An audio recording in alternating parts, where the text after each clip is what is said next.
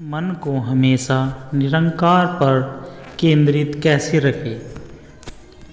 साथ संगत जी, आज हम एक बहुत महत्वपूर्ण विषय पर सत्संग में चर्चा करने जा रहे हैं, जिसका विषय है मन को हमेशा निरंकार पर केंद्रित कैसे रखें। हम सभी का मन हर समय इधर उधर भागता रहता है, कभी भूतकाल की यादों में तो कभी भविष्यकाल की चिंताओं में। लेकिन असली आनंद, शांति और शक्ति तब मिलती है जब मन निरंकार से जुड़ता है। सत्संगत जी, आज के इस टॉपिक में हम कवर करने वाले हैं जैसे मन का स्वभाव और इसकी चंचलता, क्यों मन को निरंकार पर केंद्रित करने के व्यवहारिक तरीके, ध्यान और साधना का महत्व, रोज़मर्रा की जिंदगी में निरंकार से जुड़ने के टिप्स, मन की शुद्धि और निरंकार से गहरा संबंध। चलिए सत्संगत जी शुरू करते हैं। सत्संगत जी, मन की चंचलता का कारण, मन का स्वभाव ही एक ऐसा है कि यह एक जगह स्थिर नहीं रहता। यह भूतकाल की यादों, भविष्यकाल की चिंताओं और बाहरी दुनिया के आकर्षण में उलझा रहता है। जब तक हम मन को सही दिशा नहीं देंगे, यह इधर उधर भटकता ही रहेगा। मन की शक्ति और इसका प्रभाव, हमारा पूरा जीवन मन पर निर्भर करता है। अगर मन अशांत है तो जीवन में शांति नहीं होगी। अगर मन निरंकार पर केंद्रित रहेगा तो हमारे विचार, भावनाएं और कर्म सभी पवित्र हो जाएंगे। सत्संगत जी, ध्यान का अर्थ है मन को भीतर की ओर ले जाना और निरंकार के साथ जुड़ना। नियमित ध्यान करने से मन स्थिर होता है और उसमें सकारात्मकता आती है। रोज़ 10 से 15 मिनट का ध्यान मन को निरंकार से जोड़ने में मदद करता है। मन को एक जगह केंद्रित करने के लिए सुमिरन बहुत उपयोगी होता है। कोई भी पवित्र मंत्र जैसे ओम निरंकार, सत्यम शिवम सुंदरम आदि का जप किया जा सकता है। तू ही निरंकार, मैं तेरी शरणा, मैनू बख्श लो। चलते फिरते काम करते हुए भी सुमिरन किया जा सकता है। जिस संगति में हम रहते हैं, हमारा मन वैसा ही बन जाता है। नियमित रूप से सत्संग में भाग लेने से मन को सही दिशा मिलती है। अच्छी किताबें पढ़े, आध्यात्मिक लोगों के विचार सुने और अपने आसपास सकारात्मक माहौल बनाए। निरंकार कोई बाहरी शक्ति नहीं, वह हमारे भीतर ही मौजूद है। हमें उसे महसूस करना है, उसके प्रति प्रेम विकसित करना है। जब हम निरंकार को अपना मानकर उससे प्रेम करते हैं तो मन खुद ब खुद उसकी ओर आकर्षित होता है। खाना बनाना, सफाई करना, नौकरी करना, हर कार्य को सेवा और भक्ति की भावना से करें। जब हम हर कार्य में निरंकार को समर्पित कर देते हैं तो हमारा मन उसी में लगा रहता है। हर चीज़ में भगवान का अंश है, निरंकार का अंश है। सूरज की रोशनी, हवा, पानी, पेड़ पौधे, यह सब निरंकार के रूप है। जब हम प्रकृति को ध्यान से देखते हैं तो हमें निरंकार की मौजूदगी महसूस होती है। जब हम कृतज्ञता व्यक्त करते हैं तो हमारा मन चिंता और नकारात्मकता से मुक्त हो जाता है। हर दिन यह सोचना कि हमें कितना कुछ मिला है, हमें निरंकार से जोड़ता है। हम शरीर नहीं, हम आत्मा हैं और आत्मा का संबंध हमेशा निरंकार से रहता है। जब यह समझ आ जाती है तो मन बाहरी चीज़ों में उलझना छोड़ देता है और निरंकार की ओर बढ़ने लगता है। क्रोध, ईर्ष्या, लालच, अहंकार, यह सब मन को अशांत बनाते हैं। हमें रोज़ खुद से पूछना चाहिए, क्या मैं सही सोच रहा हूँ? क्या मेरे विचार शुद्ध है? सत्संगत जी, निस्वार्थ सेवा करने से मन शांत होता है और निरंकार से जुड़ाव महसूस होता है। जब हम दूसरों की भलाई के लिए काम करते हैं तो हमें भीतर से संतोष और खुशी मिलती है। आध्यात्मिक का मतलब केवल पूजा पाठ नहीं बल्कि अपने अंदर जागरूकता लाना है। हर पल जागरूक रहना कि मैं कौन हूँ, मेरा उद्देश्य क्या है, यह मन को निरंकार की ओर मोड़ने में मदद करता है। मन चंचल है, लेकिन सही अभ्यास से इसे निरंकार पर केंद्रित किया जा सकता है। ध्यान, सुमिरन, सेवा, सत्संग और भक्ति से मन को सही दिशा दी जा सकती है। निरंकार को बाहरी रूप में नहीं बल्कि अपने भीतर महसूस करना चाहिए। रोज़मर्रा की ज़िंदगी में इन तरीकों को अपनाएं और देखें कि आपका मन कैसे धीरे धीरे शांत और आनंदमय हो जाता है। इस ज्ञान को दूसरों के साथ भी बांटें ताकि सभी को इसका लाभ हो। संगत जी,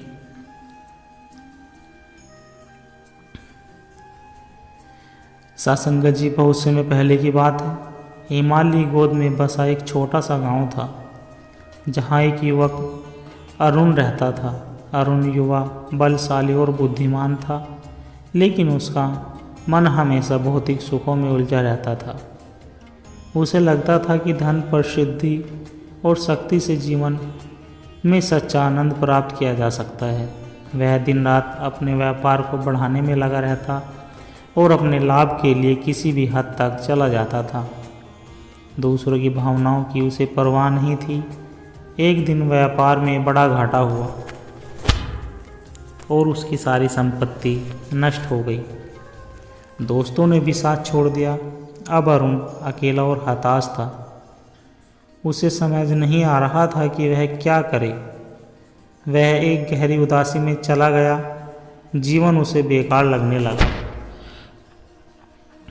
एक दिन गांव में एक वृद्ध सन्यासी आए। उनकी आंखों में गहरी शांति थी और चेहरे पर दिव्य तेज। गांव के लोग उनके पास अपनी समस्याएं लेकर जाते और समाधान पाते। अरुण को भी उनके बारे में सुनकर जिज्ञासा हुई। वह सन्यासी के पास गया और बोला, गुरुदेव, मैंने जीवन में सब कुछ खो दिया है। अब मुझे कुछ समझ नहीं आता कि आगे क्या करूं।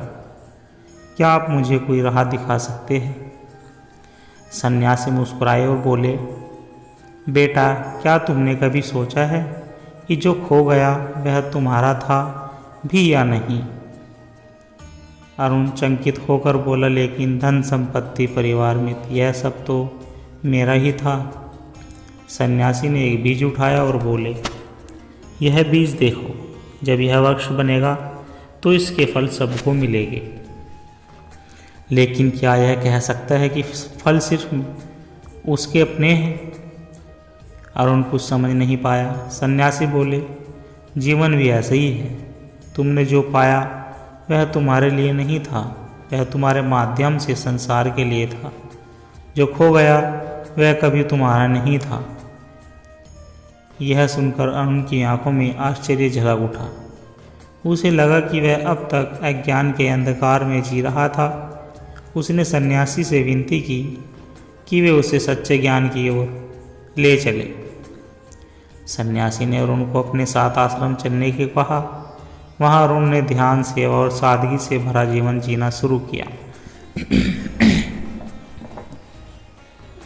धीरे धीरे उसे एहसास हुआ कि सच्ची खुशी बाहर नहीं बल्कि भीतर है। एक दिन ध्यान करते करते एक दिव्य अनुभूति हुई। उसे ऐसा लगा कि मानो उसका मन शांत महासागर में डूब गया हो, जहाँ कोई चिंता नहीं थी, कोई दुख नहीं था, केवल शांति थी।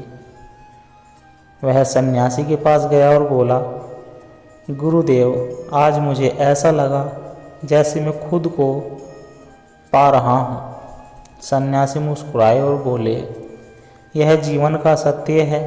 जब तक हम बाहरी चीज़ों में सुख खोजते हैं, हम दुखी रहते हैं। जब हम भीतर जाते हैं तो हमें असली आनंद मिलता है। अब अरुण पूरी तरह बदल चुका था। वह गांव लौटा, लेकिन अब वे पहले जैसा नहीं था। अब वह केवल अपने लिए नहीं बल्कि दूसरों की भलाई के लिए जीना चाहता था। उसने गांव में एक आश्रम बनवाया जहां लोग ध्यान, सेवा और प्रेम का पाठ सीखने लगे। धीरे धीरे उसका गांव भी बदलने लगा। लोग अधिक शांत, संतुष्ट और खुश रहने लगे। अरुण ने समझ लिया कि सच्चा सुख सिर्फ भौतिक वस्तुओं में नहीं बल्कि आत्मज्ञान में है। सत्संग जी यह कहानी हमें सिखाती है कि सच्चा आनंद बाहर नहीं, वह बाहर की चीज़ों में नहीं बल्कि भीतर की शांति और ज्ञान में है। अगर हम भौतिक सुखों के पीछे भागेंगे तो कभी संतुष्ट नहीं होंगे, लेकिन अगर हम आत्मा की शांति को खोजेंगे तो सच्ची खुशी और संतोष प्राप्त कर सकते हैं। सत्संग जी, बहुत समय पहले की बात है। एक नगर में आरव नाम का एक युवक रहता था। वह बहुत बुद्धिमान था, परंतु उसकी बुद्धिमत्ता केवल तर्क और भौतिक उपलब्धियां तक सीमित थी।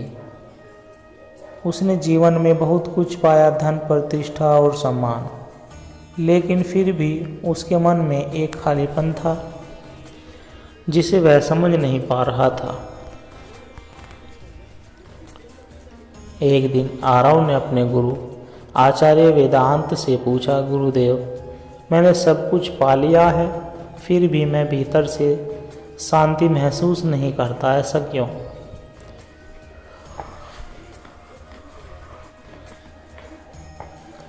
गुरु मुस्कुराए और बोले, जिस चीज़ की तलाश बाहर कर रहे हो वह भीतर है, लेकिन इसे समझने के लिए तुम्हें एक यात्रा करनी होगी, स्वयं की यात्रा। गुरु के शब्दों ने आरव को बेचैन कर दिया। उसने फैसला किया कि वह अपने जीवन के वास्तविक उद्देश्य की खोज करेगा। उसने अपना घर छोड़ दिया और हिमालय की ओर प्रस्थान किया, जहाँ कई महान योगी और सन्यासी ध्यान किया करते थे। रास्ते में उसकी मुलाकात एक वृद्ध सन्यासी से हुई, जिन्होंने उससे पूछा, बेटा कहाँ जा रहे हो? आरव बोला, मैं जीवन का सत्य खोजने निकला हूँ। सन्यासी ने कहा, अगर जीवन का सत्य खोजना है तो पहले खुद को पहचानो। आरव ने सन्यासी से विनती की कि वे उसे मार्ग दिखाए। सन्यासी ने उसे पास की एक गुफा में ध्यान करने के लिए कहा और बोले, जब तक तुम्हारे मन में ख्याल खत्म न हो तब तक यहाँ रुको। गुफा में आरव ने पहली बार अपने मन को शांत करने की कोशिश की, लेकिन जैसे ही वह ध्यान में बैठा, उसके चारों ओर तूफान उठने लगा। बीते हुए कल की यादें, भविष्य की चिंताएं, लोगों की बातें, उसका अहंकार, सब नष्ट हो गया। कई दिनों तक वह संघर्ष करता रहा। एक दिन उसने सोचा, मैं बाहर की दुनिया को तो जानता हूँ, पर अपने भीतर की दुनिया को नहीं समझता। उसने धीरे धीरे अपने विचारों को देखना शुरू किया, बिना किसी निर्णय के, बिना किसी प्रतिक्रिया के। जैसे जैसे उसके मन की हलचल कम हुई, उसे पहली बार एक अनोखी शांति का अनुभव हुआ। कुछ हफ्ते बाद सन्यासी आए और पूछा, अब तुम्हें क्या अनुभव हो रहा है? आरव ने उत्तर दिया, मुझे महसूस हो रहा है कि मैं अपने विचारों और भावनाओं से अलग हूँ। मेरा वास्तविक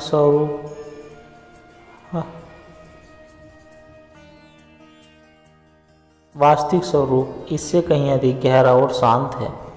सन्यासी मुस्कुराए और बोले, यही आत्मज्ञान की पहली सीढ़ी है, खुद को बाहरी पहचान से मुक्त करना। आरव ने अपनी यात्रा जारी रखी। उसने कई ऋषियों से मुलाकात की, कई ग्रंथों का अध्ययन किया और निरंतर ध्यान किया। धीरे धीरे उसे एहसास हुआ कि जीवन में सबसे बड़ा बंधन उसका अपना अहंकार है, मैं और मेरा की भावना। एक दिन ध्यान में उसे गहरा अनुभव हुआ। उसने देखा कि वह केवल शरीर और मन नहीं, वह एक अनंत चेतना का अंश है। उसे पहली बार यह एहसास हुआ कि खुशी किसी वस्तु, व्यक्ति या उपलब्धि में नहीं बल्कि शुद्ध चेतना में भी है। अब आरव पूर्णतः बदल चुका था। वह आसपास नगर लौटा, लेकिन अब वह पहले जैसा नहीं था और करुणा से भरा हुआ था।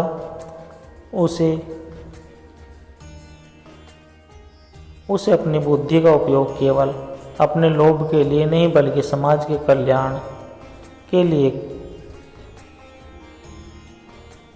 लोगों ने पूछा, तुम इतना शांत और प्रसन्न कैसे हो? आरव ने मुस्कुराकर उत्तर दिया, मैंने स्वयं को पा लिया है। जब मैंने अहंकार और भौतिक मोह को त्याग दिया, तब मुझे असली आनंद मिला। जीवन का सत्य बाहर नहीं बल्कि हमारे भीतर ही है।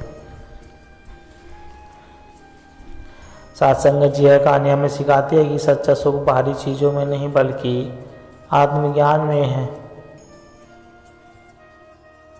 जब हम खुद को जान लेते हैं तो हमें जीवन में हर क्षण में आनंद और शांति का अनुभव होता है।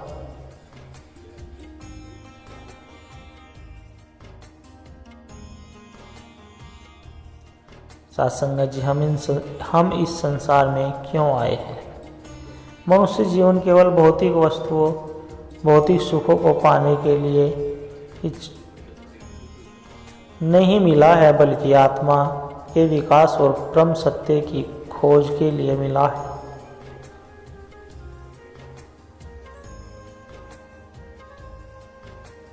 जब हम दुनिया के रंग रूप, धन संपत्ति, सुख दुख में उलझे रहते हैं, जहां हम आत्म ध्यान, शांति और परमात्मा से जुड़ने की कोशिश करते हैं, जब तक हम केवल बाहरी जीवन पर केंद्रित रहते हैं, हमारा मन अशांत रहता है। लेकिन जब हम भीतर की यात्रा शुरू करते हैं,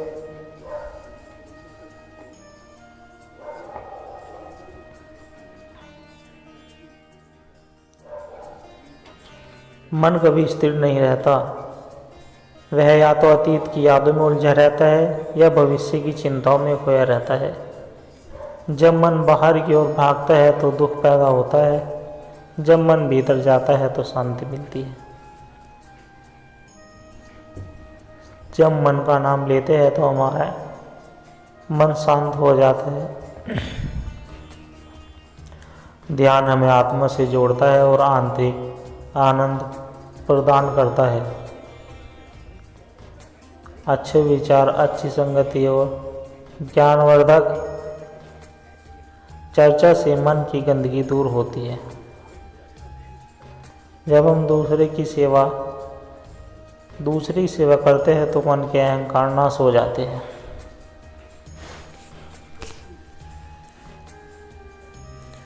जिस संगति में हम रहते हैं वैसे ही हमारा जीवन बन जाता है। गलत संगति हमें गिरा देती है। सत्संग से हम सच्चे ज्ञान से जुड़ते हैं, जिससे हमारी सोच सकारात्मक होती है।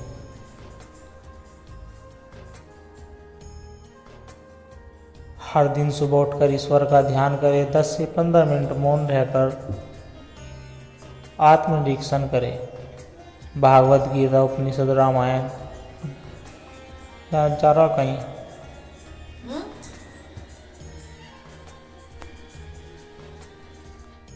भागवत गीता, उपनिषद, रामायण, गुरु ग्रंथ साहिब जैसे ग्रंथों को पढ़े। महान संतों और महापुरुषों के विचारों को आत्मसात करें। ईर्ष्या, घृणा, क्रोध और द्वेष जैसे भावों से बचे। व्यर्थ की बातें और व्यसनों से दूर रहें। ज़रूरतमंदों की सहायता करें। दूसरों के दुख को कम करने का प्रयास करें। अपने कार्य को ईश्वर की भक्ति मानकर करें। परिवार, समाज और संसार में प्रेम और करुणा का भाव रखें। जीवन का असली आनंद बाहर की चीज़ों में नहीं बल्कि भीतर की शांति में है। सत्संग हमें अहंकार से मुक्त कर सच्चे प्रेम और भक्ति की ओर ले जाता है।